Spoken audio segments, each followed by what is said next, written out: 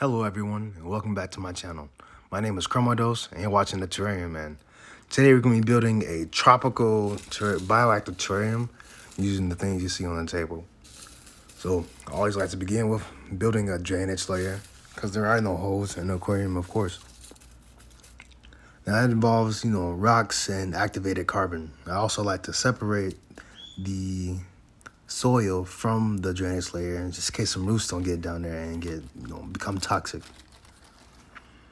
I do that by putting a screen mesh in, something that at least something that won't rust.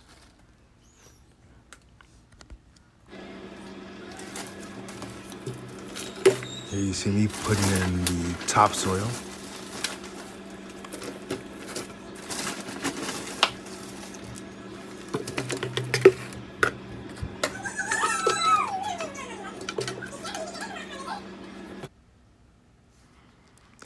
Now I really like this piece of furniture right here, and I had it in my large terrarium originally, but I didn't have any space for it, so and here it goes. I tried to submerge it a bit just to give it a more naturalistic feel for the tarantula, which is the current inhabitant. It's a zebra stripe knee.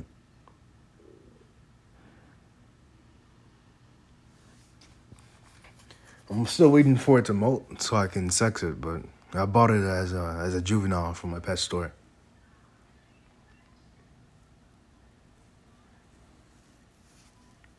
Now, in this enclosure, I won't be putting a large amount of soil because I haven't really seen it burrow at all or tunnel. Like a lot of times it's sitting out in the open. All right, next up are the plants.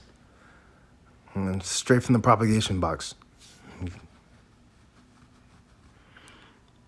I didn't want to put too much in to begin with because I'm sure they were going to grow and spread out on their own.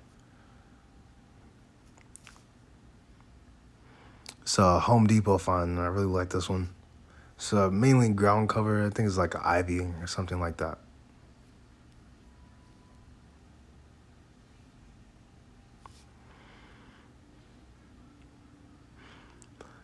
Next, I'm not entirely sure what this plant is. I've had it for a while, or I've propagated it plenty of times, and they're very hardy. And they keep coming back. You cut them, plant them, and they'll propagate. It's a really long piece, so it's gonna wrap around the whole enclosure. Now, while I am planting leaf plants, I like to spray down the soil just to make sure it's not to the point where it's damp, but just to get it a little bit more moist. Of course, while you're building it, you can decipher or decide where everything is going. But that's the fun about it. It's the opportunity to be artistic. It's truly an artistic expression. Here is my favorite plant ever, the Rex begonia. I will plant these anywhere and everywhere, I promise. Excuse my ashy elbows.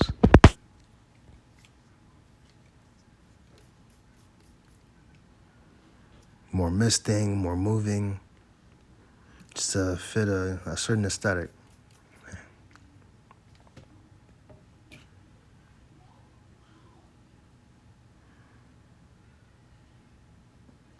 All right. Now, I went back, I decided, it needs something else. I couldn't really quite put my finger on it. It probably wasn't more misting, but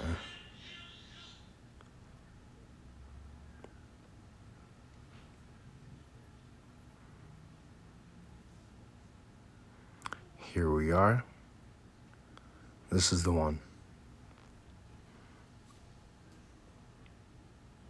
These, I'm sorry again, I don't know the name, but extremely hardy.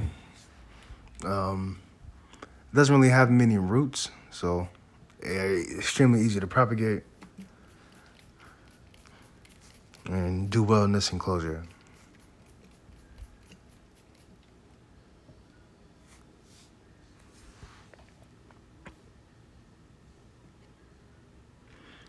Of course, I need to add some leaf litter to help for humidity, things for the isopods and springtails to break down.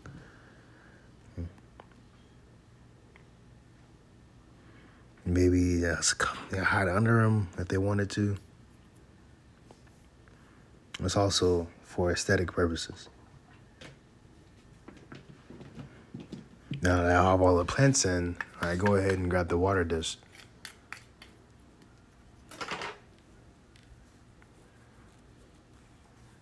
I thought, in the corner would be a good spot for it. Before, the tarantula was kicking a lot of dirt in it, so hopefully it stays clean this time.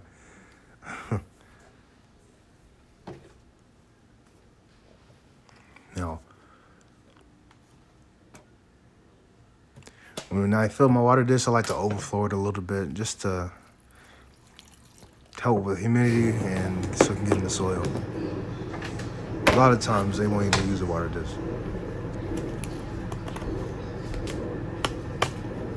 Here is the star of the show, RT.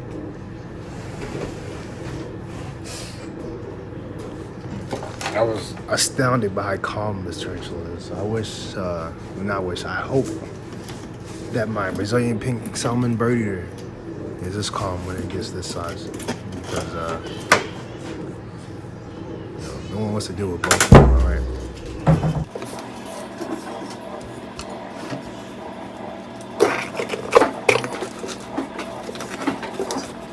I sped this up a bit. I was kind of struggling to get it inside a place where I wanted it. But again, there's no guarantee the tarantula use it. So it is what it is.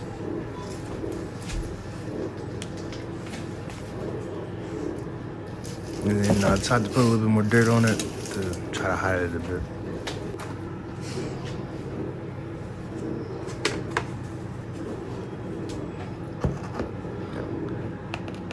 These tweezers and the old top for the old enclosure to put it in a new one. And truly, this is the calmest spider I've ever handled or cared for. Like, it was really, I didn't have to worry about it running across the room or anything like that.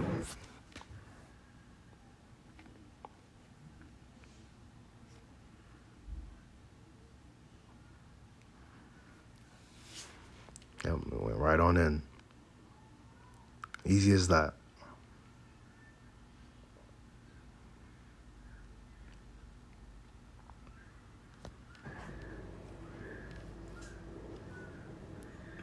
And here's the finished product.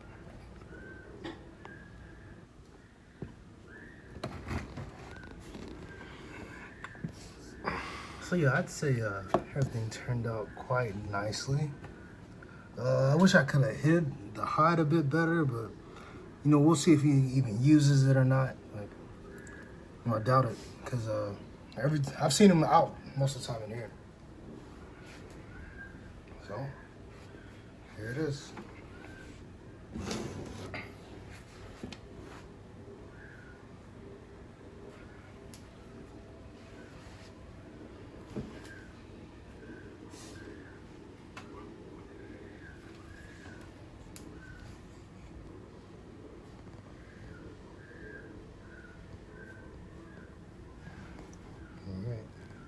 Until next time.